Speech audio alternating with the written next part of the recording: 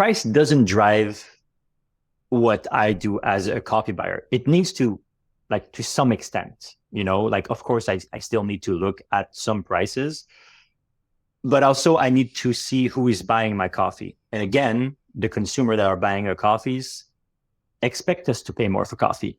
So they expect that they will have to pay more for coffee too. This is when you're aligned with origin, with import, with wholesale, with yourself, and with consumers. Price will never be the main driver. Map It Forward Business Mastermind groups are back for 2024.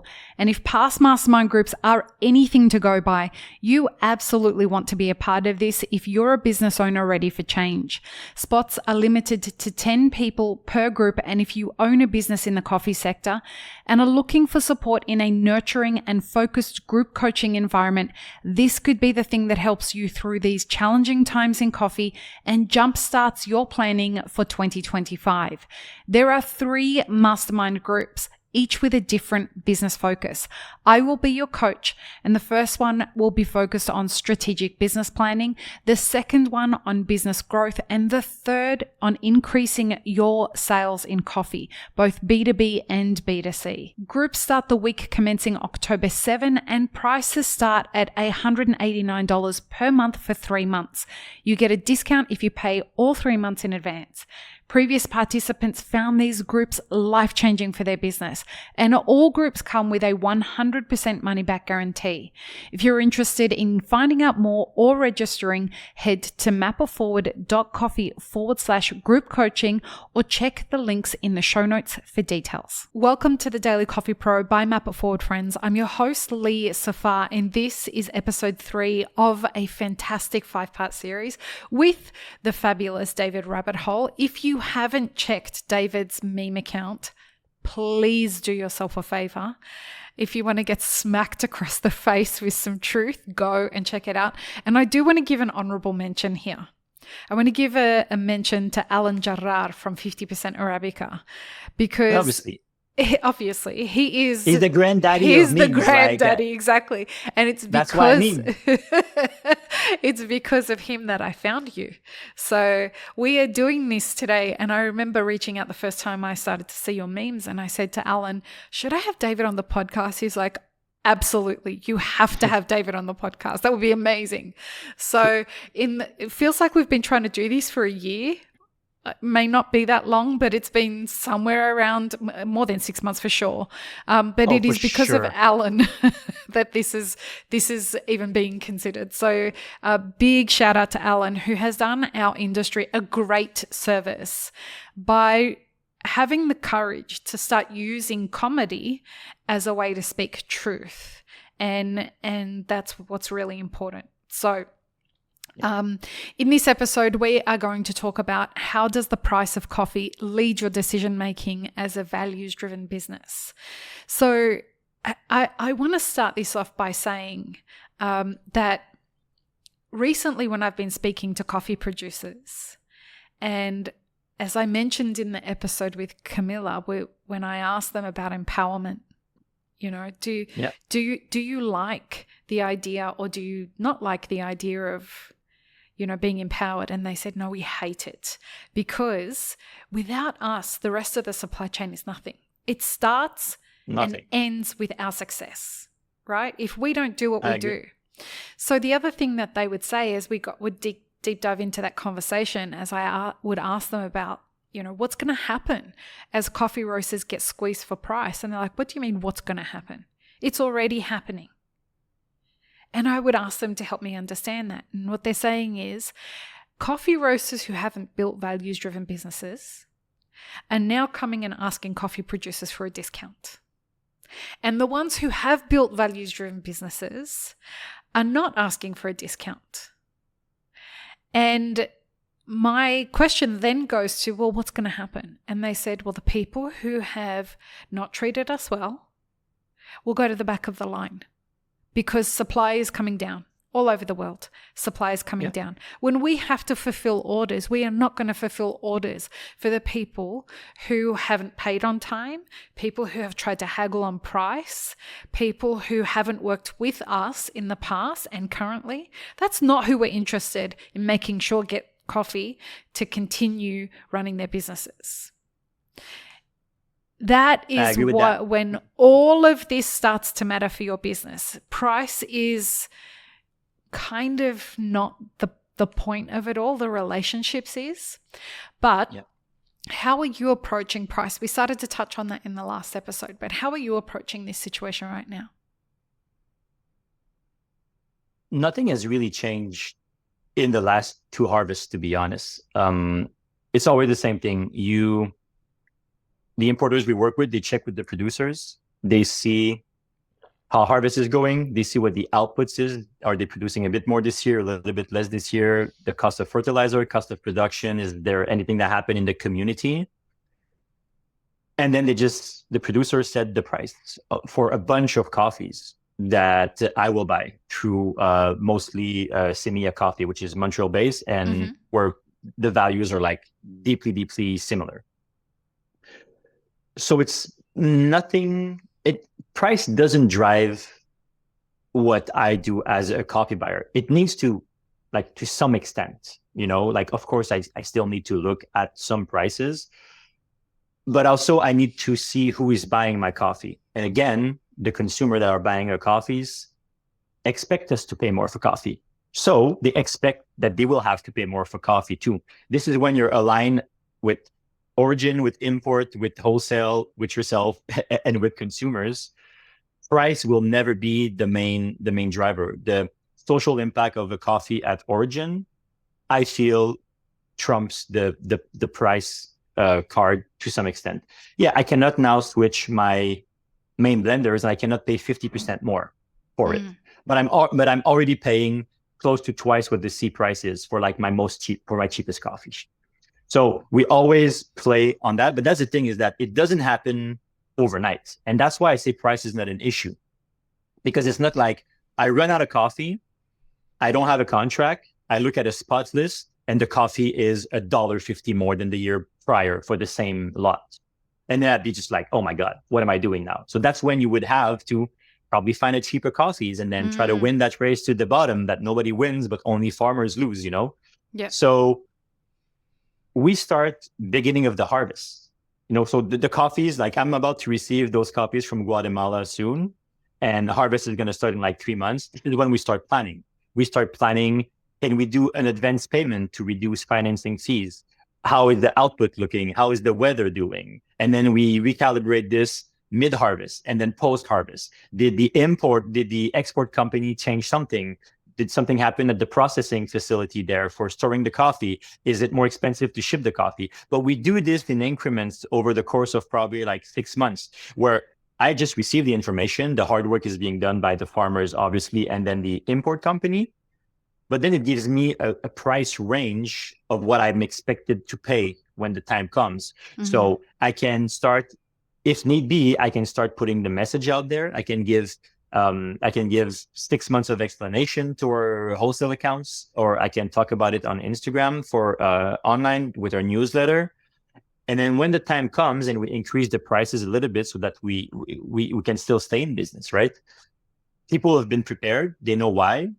It makes sense to them. And then if need be, then we raise the prices a little bit. So it's all very organic, because we talk constantly with those people. When it's values driven, and it's not just, it is business, but it's a different type of business where we all need one another. If I start buying coffee, the importer and the farmers will suffer. If the importer wants to lowball the farmers, then the farmers lose, and then I will lose because they might not sell it to him. So it needs to be just like this holistic relationship. I don't really like the term relationship, but like business relationship at least, so that you're just open, and then everybody's open about their cost, and then the price is always going to go up, by the way. Like it's not going to go down. For like values driven business, the cost is only going up because, like you said, the cost of living is always going up as well. Cost of living is such a crazy way to put life, by the way. Like there's a cost to breathe. That's kind of wild concept, but we got to keep using it for the sake of people understanding. But this concept of like the cost of living is pretty wild to me. But that's just a side note, by the way, on an economic level. I want to go back to, why don't you like the idea that you call it relationships? I don't know. Honestly, like it's just, that word is just, I don't have a good explanation to why I don't like it, but what I mean, maybe relationship is like an okay word because it's not just like a one-way street. Right. So for lack of better word, like if you just buy spot coffee, that's not a relationship because you always have the option to like kind of like go out, which you can in a relationship, but like in a strong relationship, you're going to talk about stuff and you're going to try to make it work, you know? So maybe it's not like a bad term, but it's also not a term that I enjoy that much because also I think that this word has been invented by us in the global north. It's kind of like we're trying to force this concept of relationship coffee because it also helps us sell some coffee. Oh, so it's this aspect that I don't like about the word because maybe some farmers don't want to have a relationship with you and they really just want you to buy the coffee and stay quiet after. Maybe they don't want to deal with you more than necessary because maybe they don't connect with you like that. Maybe they don't connect values-wise like that. But for this particular harvest, they just have to sell to you because you're the ones who offered to buy it and you were the only one, right? So I think relationship coffee is an okay term if it's truly like 4, 5, 6 years in the making and you're really developing something meaningful with them. But it's just like those words like ethical, even the word specialty coffee. These are things that are going to benefit us. And it's helping us selling more coffee. So the term relationship coffee, if you're a coffee consumer and you don't really know much about coffee and you hear someone say, oh, they have a relationship with those farmers. That's amazing. But you don't have no way as a consumer to verify that relationship. So it's more on the semantics of what relationship means and also just how relationship coffee has been used as a term where sometimes it's meaningful, but sometimes it's also just like a marketing tool to be selling more coffee. So I think this is where my discomfort comes from with that term. When it comes to the situation with price, first of all, do you guys still have access to spot coffee? Yes, for sure. Wow. We have access to spot coffee. 2 ways we have access to spot coffee. First of all, there's just the regular spot coffee. But is there spot coffee available? Yeah, but it's not like it was 6 years ago. You don't have like, oh, and by the way, we still have 400 bags of that coffee spot. Like those days are like kind of over. Yeah. But they still need to have, importers still need to have spot coffees because roasters are so averse to committing and so averse to risk taking that they also don't want to sign a forward contract with them. Right. So it's kind of a way for them, but it is still available. And there's another sad way where we have access to spot coffee. And this happened to me recently is when roasters just decide to not honor their contracts with importer. And then it's put back on the spot list, right? Right. So that's not good. I mean, the coffee is good, but it's not a good situation for the importer when you have a spot list that is because people cancel their contracts because they found another coffee that was cheaper and then they just decide to not honor the contracts and things like that. So, yeah. And if what's going on in Canada is similar to what's going on everywhere else, the spot coffee that is available is way more expensive than it has been in previous years. Is that what you guys are experiencing as well? To be honest, I haven't bought spot coffee for a little bit, so I don't know. I honestly look at you boasting there. You're very proud. But I'm proud, but it's also because it makes my life so much easier. I plan, I commit, and then I go to bed, and it's over for so that's a great feeling, and it's also nice because I know that I can do that because I have those lines of communication with the people that I work with. And we're just happy about it in a sense, So that's why it makes me smile. But I only buy spot coffee when I need a little something real quick because to get you through. I sold more of a coffee. There's a pallet that's been delayed or stuck at customs, something like that, So I do buy spot coffee, but I would say that probably 95% of everything I buy is just like forward book for the next few years. Perfect. The price is not set though, but my relationship with the import company and farmers is set though. We just check price every year. So tell me what happens if you don't mind. Tell me what happens if, let's say, you're buying from a Brazilian producer, hypothetically, and half of their harvest gets burnt down, God forbid, in the fires that they're experiencing, and you don't have access to as much coffee as you had originally planned. How do you approach that new relationship? Because if their trees have been burnt down, that farm is going to have to wait another few years, most likely, before those trees rejuvenate. How do you then approach finding a coffee that's going to fit into the same price range and the same quality? How does that go? Well, first of all, if it's spot and it's last minute, you will have to make concession on price, I think. No, you in your business, in Rabbithole Roasters. Yeah, okay. Yeah. I'm just saying that I will try to find a coffee that's going to be similar taste-wise to replace it, but chances are I will have to pay more money for it, though, because it was not forward contracted and spot coffee is more expensive. And so I don't think there's going to be a way around that. But that's the beautiful thing about having like real relationship where if you lose, the import company you work with lose as well. But like if you win, then they win as well. So they have an incentive to try to help you out as much as possible. So I will always go back to the importers that I work with and see if they have something similar to get me through. And I don't put price pressure on them at all, but I just so if I need a coffee that's going to be bigger beans and a bit like chocolatey, for example, like this, let's just say this is just like the base of what I need, then they will do their best to find a coffee that's going to be similar, and then I will just have to buy it. And then if you go through those avenues and nobody can have you, like, can figure how they can help you because they don't have the coffee or it's not working or they're in the bind themselves, then you just have to go to the big guys, which is something that I've never had to do. But I just think that you would have to go to those bigger importers that are having bigger spot position, because when it comes to a crisis like this, where, for example, I was expecting 100 bags of something and only 40 is getting delivered because the farm burned down, for example, I'm still short 60 bags, and I need to be able to find 60 bags. And this is one of the only, in this hypothetical crazy scenarios that's happening, but that's not affecting me right now. You would just have to put your values on the side for a second, because it's basically the state of your business that's going to be at stake after that. So you try to do as much as you can, as fast as you can. But at a certain point, if it threatens your business, this is where we sometimes have options as coffee buyers, and farmers don't. Their farms burn down, this game over for them. Like you said, they have to wait a couple of years. But I always have the option when I can't connect with the values-oriented business I deal with usually. I still have access to a ton of different origins and spot coffee from dozens and dozens of importers that's going to be happy to sell me their coffees upmarked like crazy, because they're going to take advantage of the farm burning down, in a sense, you know? So... Is your relationship, this is going to sound a little controversial, but bear with me.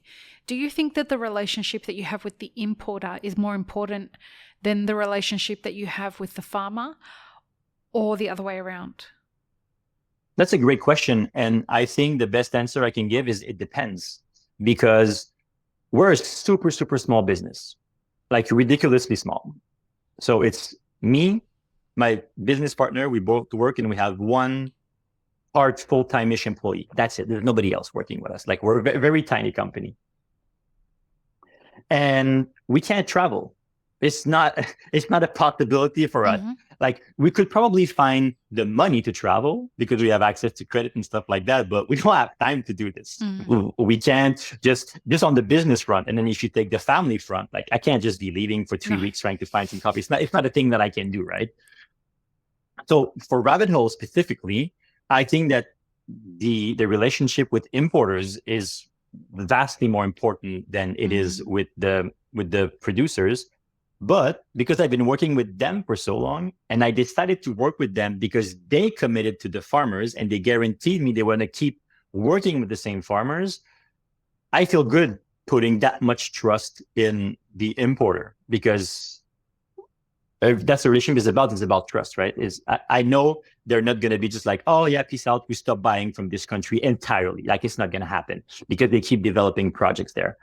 But for bigger roasters, sometimes if they do want to go to origin themselves, then maybe it's going to be the other way around. Maybe they're going to say, we deal with the producers directly, and then we just mandate like an export-import company, and they purely just handle logistics for us, but they don't have a say in cup quality, in setting prices, and we pay everything to the farm directly, for example, and then we just pay a fee for processing or for storing or for shipping or whatever the case may be. So in that situation, I think maybe the farmer relationship is more important, but I would say that's for the average specialty coffee business. Like if you put me on the spot and you say, David, you have to choose, which one's more important? I would be like, I think the import partners you work with is vastly more important than it is to the farmers. And sometimes for reasons that even if you wanted to go to the farm, maybe you could, but it would not be a good situation. When I talk about that, I will talk about the relationship I have with Kima Coffee in Yemen.